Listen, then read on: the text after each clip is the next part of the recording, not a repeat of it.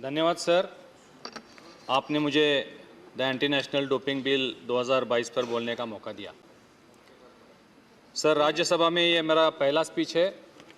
मैं हमारे प्रधानमंत्री मोदी जी, हमारे राज्य के नेता उप मुख्यमंत्री देवेंद्र फडणवीस जी, हमारे प्रदेश के अध्यक्ष चंद्रकांत दादाजी, इन सब का आभार व्यक्त करता हूं, जिनकी वजह से मैं आज यहाँ पे खड़ा हूं। हम सब जानते हैं अध्यक्ष जी, यूनेस्को ने 2005 में वाडा की स्थापना की थी, वर्ल्ड एंटी डोपिंग एजेंसी। वाडा को डोपिंग रोधी नियमों को लागू करने के लिए देशों को राष्ट्रीय डोपिंग रोधी संगठन की आवश्यकता होती है। इसलिए भारत में 2009 में नाडा की स्थापना की गई, नेशनल एंटी डोपिंग एजेंसी। इसकी स्वतंत्र रूप से स्थापना की गई थी। लेकिन सर, हमारे देश में डोपिंग नियंत्रण कार्यक्रम को नियमित करना, डोप प्रशिक्षण करना, किसी उल्लंघित मामले को दंडित करना, इसके लिए डोपिंग रोधी कोई कानून नहीं है। खेल संबंधी स्थायी समिति ने देखा कि इसके लिए सीधा और सरल कोई प्रावधान नहीं है। डोपिंग करते हुए अगर कोई पकड़ा जाता है तो उसे अगर कोई सज़ा होती है तो अदालत में इसकी चुनौती देता है। इसके लिए उसके खुले प्रावधान हैं और इसीलिए खेल समिति विभाग ने 2020-21 में डोपिंग रोधी कानून की सिफारिश यहाँ पे की है। सर, यह कानून लाने की वजह क्या है? हमारे देश में खेल का और खिलाड़ियों का स्तर बढ़ रहा है, मजबूत हो रहा है और यह बिल इसे और मजबूत करेगा। इस खेल के खिलाड़ियों को मजबूत करने के लिए, इनके कल्याण करने के लिए यह बिल लाया गया है और मैं इस बिल का समर्थन करता हूं, स्वागत करता हूं। मैंने अभी कहा कि देश में खेल का स्तर और खिलाड़ियों का स्तर बढ़ रहा है, ये मैंने ऐसे ही नहीं कहा था। हाल ही में जो टोक्यो में ओलंपिक्स हुआ सर, हमने देखा वहाँ पे इतिहास में पहली बार हमें 7 मेडल्स मिले हैं। बर्मिंघम में अभी जो प्रतियोगिताएं चल रही हैं वहाँ पे 10 से ज़्यादा मेडल्स हमने पाए हैं। पैरा ओलंपिक्स में इतिहास में सबसे ज़्यादा मेडल्स हमने पाए हैं और इसमें खिलाड़ियों के साथ साथ सर सरकार का भी बहुत बड़ा योगदान इसमें है, मैं समझता हूँ। हमारे सभी खेल मंत्री, अनुराग जी ठाकुर हो, रघुवेंद्र राठौर जी हो, किरेन रिजिजू हो, हमारे प्रधानमंत्री मोदी जी के नेतृत्व में पिछले 8 सालों में इन्होंने जो काम किया है, खेलो इंडिया जैसा प्रोग्राम, साई सेंटर जैसे जो सेंटर्स अभी देश भर में लागू किए जा रहे हैं, जिसकी वजह से ग्रामीण स्तर का टैलेंट ढूंढा जा रहा है। सर, मुझे याद है 2015-16 में जब मैं लोकसभा में था, स्पोर्ट्स बिल वहाँ पे लाया गया था, तब मैं वहाँ पे खुद बोला था स्पोर्ट्स बिल पे, ये आज का युवा स्पोर्ट्स की तरफ आकर्षित नहीं हो रहा है। पेरेंट्स उसको स्पोर्ट्स में जाने की अनुमति नहीं दे रहे क्योंकि उनको भरोसा नहीं है कि स्पोर्ट्स से उसका घर चलेगा, स्पोर्ट्स से उसके घर में पैसा आएगा, वो अपनी रोजी रोटी कमा पाएगा, इसका भरोसा पेरेंट्स को नहीं है, इसलिए पेरेंट्स उसको अलाउ नहीं कर रहे। लेकिन आज की स्थिति क्या है सर? आज साई सेंटर्स हो, खेलो इंडिया के प्रोग्राम के माध्यम से आप देखेंगे करोड़ों रुपए, लाखों रुपए ग्रामीण स्तर के लोगों को मिल रहा है। आज प्रो कबड्डी लीग सर, मेरे कोल्हापुर का एक बच्चा 1.5 करोड़ रुपए उसको कबड्डी प्रो लीग में आज एक बच्चे को साल में मिल रहा है सर। अच्छी कीमत आज सालाना उनको मिल रही है। कुश्ती की आज प्रतियोगिता हो रही है सर, 50-50 लाख का इनाम आज बच्चों को मिल रहा है। तो मैं केंद्र सरकार को सराहना चाहता हूं कि उनकी प्रयास से आज इन स्पोर्ट्स पर्सन को ज़्यादा आमदनी हो रही है।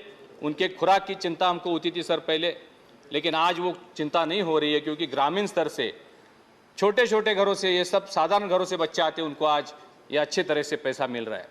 हमारा देश दुनिया का सबसे युवा देश है, 65% हमारे देश के युवा है और ये युवा कल्चर स्पोर्ट्स कल्चर बनने जा रहा है जिसमें स्पोर्ट्स का बहुत बड़ा योगदान हो रहा है। मैंने जैसे कहा सर, इनाम ज़्यादा मिल रहा है, इसलिए शॉर्टकट्स के इस्तेमाल भी ज़्यादा हो रहे हैं। जैसे मैंने बोला कि स्तर बढ़ रहे हैं, मेडल्स बढ़ रहे हैं, तो डोपिंग के केसेस भी बढ़ रहे हैं सर। डोपिंग के मामले में वाडा ने जो 2019 में जो एक सर्वे किया था, उसमें जो उल्लंघन के मामले आए थे उसमें भारत सबसे आगे था सर। 2019 में जो सर्वेक्षण किया था, 4004 केसेस भारत के जो टेस्ट किए गए थे उसमें सबसे ज़्यादा 225 लोग बाधित पाए गए थे। यूएसए के जो 11,213 लोगों का टेस्टिंग किया गया था, उनमें सिर्फ 194 लोगों को बाधित पाया गया था।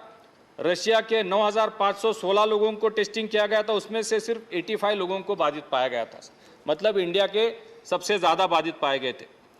इसमें अगर एनालिसिस किया जाए तो बॉडी बिल्डिंग के 22% लोग थे, साइकिलिंग के 14% लोग थे, एथलेटिक्स के 18% लोग थे और वेट लिफ्टिंग के 13% लोग थे सर। इसे हमें बहुत गंभीरता से देखना पड़ेगा सर, क्योंकि ये जो लोग आजकल जो सप्लीमेंट्स ले रहे हैं ये बाज़ार में बहुत सीधी तरीके से मिलते हैं, ऑनलाइन मिलते हैं, और ये देने वाले और कोई नहीं है, हमारे डॉक्टर्स हैं, हमारे जो हेल्पर्स हैं, हमारे जो मसाज करने वाले लोग हैं, उन्हीं से ही मिलता है। जो मसाज करने वाला था वो बोलता है सर ये दूसरा वाला एथलीट ये ले रहा है, आपको ये लेना चाहिए, ये दवाई ले रही है, ऑर्गेनिक दवाई है, आप लेनी चाहिए। ये बहुत सरल तरीके से मिलते हैं और उसका एक नया नाम भी आया, ऑर्गेनिक दवाई है, ऑर्गेनिक है, आयुर्वेदिक है, और इसी के नाम पे ये कालाबाजारी होती है और उसको एथलीट को या उसको पता भी नहीं चलता है।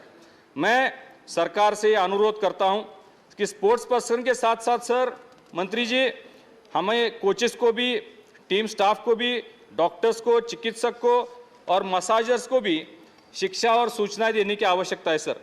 क्योंकि जब हम अंतर्राष्ट्रीय क्रीड़ाओं में सहभाग लेते हैं, जैसे ओलंपिक्स हो, कॉमनवेल्थ गेम्स हो, वर्ल्ड गेम्स हो, जैसे अभी जितनी भी स्पर्धाएं हो रही हैं, अगर हम उनमें सहभाग लेते हैं तो उनके कानून हमें मालूम होने चाहिए।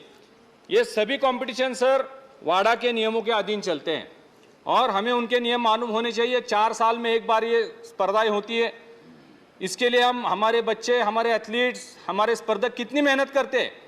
एक दिन में उनका इवेंट होता है, एक मौका उनको मिलता है, और उस मौके के बाद अगर वो डोपिंग टेस्ट में जाते हैं तो उनकी पूरी लाइफ बर्बाद हो जाती है, उनका पूरा परिवार खत्म हो जाता है सर।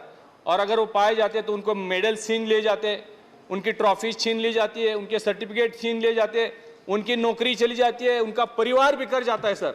और इसलिए जब वो पॉजिटिव होते हैं उनकी लाइफ बर्बाद हो जाती है, उनकी गांव में बदनामी होती है, उनके देश की भी बदनामी होती है।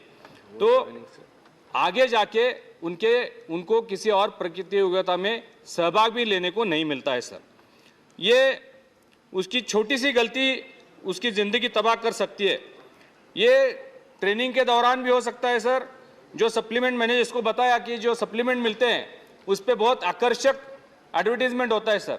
अगर आप ये सप्लीमेंट लेते हो तो आपका बाइसेप 24 इंच का हो जाएगा, आप सप्लीमेंट लेते हो तो आपके 6 पैक्स ऐप हो जाएंगे। ये सारे सप्लीमेंट बहुत अट्रैक्टिव होते हैं और अननोइंगली ये हो सकता है, उस पर लिखा होता है वाडा अप्रूव्ड होता है, नाडा अप्रूव्ड होता है। तो इस पर भी मंत्री जी ध्यान देने की आवश्यकता है, मैं समझता हूँ, क्योंकि ये सारे स्टेरॉइड्स होते हैं। इसमें वेट गेन का भी एडवर्टाइजमेंट होता है। एनर्जी ड्रिंक्स हमारे बच्चे लेते हैं क्योंकि उनको एनर्जी की आवश्यकता होती है, इस पर ध्यान देने की ज़रूरत होती है। और मैं समझता हूँ कि ये कोई एथलीट जानबूझकर या कोई स्पर्धक जानबूझकर नहीं लेता, इसे धोखे से भी दिया जा सकता है, क्योंकि इसमें राजनीति भी होती है। राजनीति सिर्फ हमारे इसमें नहीं होती, खेल में भी बहुत राजनीति होती है, इसे भी हमें समझने की ज़रूरत होती है। और इसलिए इस बिल में यह बहुत महत्वपूर्ण प्रावधान है कि उसे अगर धोखे से कुछ दिया जाता है तो उसे अपील करने का मौका मिलता है, क्योंकि इसमें बहुत खान पान पे बहुत ध्यान देने की ज़रूरत होती है। मैं सर स्पोर्ट्स फैमिली से बिलोंग करता हूँ, मैं कोल्हापुर से आता हूँ। हमारे यहाँ पे कुश्ती का, सभी खेलों में हमारे यहाँ पे बहुत बड़ा कल्चर है सर। आपको याद होगा, सबको मालूम होगा, कोल्हापुर एक ऐसा गांव है, भारत को देश का पहला ओलंपिक मेडल 1952 में जो पहला ओलंपिक मेडल मिला था वो हमारे खाशाबा जादव जी ने लाया था, वो कोल्हापुर के थे सर। और अभी भी कई सारे पहलवानों का नाम है, आपने सुना होगा, दादू चौगुले जी है, डबल हिंद केसरी थे, श्रीपति खंजनारे जी, अंदरकर पहलवान, बिराजदार जी, यहाँ पे हरियाणा के कई पहलवानों के नाम लिए थे। तो हमें भी बहुत गर्व है हमारे कोल्हापुर के पहलवानों का सर। तो मेरे पिताजी भी बहुत बड़े पहलवान थे सर, भीमराव माडिक पहलवान थे और लक्ष्मण वडार थे। मेरा बेटा सर, छोटा बेटा है मेरा कृष्णराज माडिक, हमारे खेल मंत्री जी जानते हैं, वो फार्मूला 3 वर्ल्ड चैंपियन रह चुका है सर। फार्मूला 3 वर्ल्ड चैंपियन उसने हमारा लोकसभा में उसका भी जिक्र हमारे अध्यक्ष जी ने किया था सर। तो हमारा कोल्हापुर में भी क्रीड़ा का बहुत बड़ा कल्चर है। हमारे वीर धवल खड़े स्विमिंग में सर वो ओलंपिक जा चुके हैं। हमारी तेजस्विनी सावंत शूटिंग में ओलंपिक जा चुकी है। राधिका बराली शूटिंग में ओलंपिक जा चुकी है। एक बड़ा स्पोर्ट्स कल्चर है। मैं मंत्री से डिमांड करता हूं कि ये छोटे छोटे घरों में आते हैं तो स्पोर्ट्स बजट इसमें बढ़ना चाहिए, मैं डिमांड करता हूं सर। और मैं कुछ सुझाव इस माध्यम में बढ़ा रहे हमको चिंता करने की जरूरत नहीं। तो मैं ये डिमांड करना, कुछ सुझाव देना चाहता हूं सर कि आपको इस बिल के द्वारा अवेयरनेस करने की ज़रूरत है सर, क्योंकि इसका अवेयरनेस स्कूल स्तर पे होना चाहिए। मैं खुद 7 संगठनों का मैं प्रतिनिधित्व करता हूं सर। मैं कबड्डी, पेटेंक्यू, फेंसिंग, स्विमिंग, बॉक्सिंग सभी एसोसिएशन का मैं अध्यक्ष हूं। मैं खेल को बढ़ावा देता हूं और ये एकेडमिक लेवल पे, स्कूल लेवल पे, जिला लेवल पे, जैसे मैंने बताया आपको, फिजियोथेरेपिस्ट को और डॉक्टर्स को सब में इस पे अवेयरनेस करने की ज़रूरत है। जैसे बताया गया कि एशिया में 6 लैब है, हमारे यहाँ पे लैब्स, आधुनिक लैब बनाने की और ज़रूरत है। अपील पैनल जो होगा, जब भी कोई बच्चा अपील करता है, जब तक उसका रिजल्ट आता है तब तक उसको कोई फाइनेंशियल असिस्टेंट देने की ज़रूरत है। मैं समझता हूँ आप उस पर थोड़ा सा ध्यान दीजिए और उसके बाद उसको बैन हमेशा के लिए ना करें, उसको फिर से दोबारा खेलने का मौका दिया जाए। जो अध्यक्ष होने चाहिए वो मुझे लगता है कोई रिटायर्ड जज हो जो थोड़े से बायस ना हो। फिर उपाध्यक्ष भी होने चाहिए, वो भी कोई कानूनी विशेषज्ञ होने चाहिए। जो सदस्य उनमें होने चाहिए वो सीनियर डॉक्टर्स या रिटायर्ड एथलीट्स होने चाहिए। ये मैं मानता हूँ। ये सुझाव मैं इस माध्यम से आपको देना चाहता हूँ। आपने मुझे बोलने का मौका दिया, धन्यवाद सर। मैं भी खुद एक नेशनल रेसलर रह चुका हूँ, नेशनल बॉक्सिंग चैंपियन रह चुका हूँ सर। मुझे बोलने का मौका दिया, बहुत बहुत धन्यवाद सर। Thank you. बहुत धन्यवाद।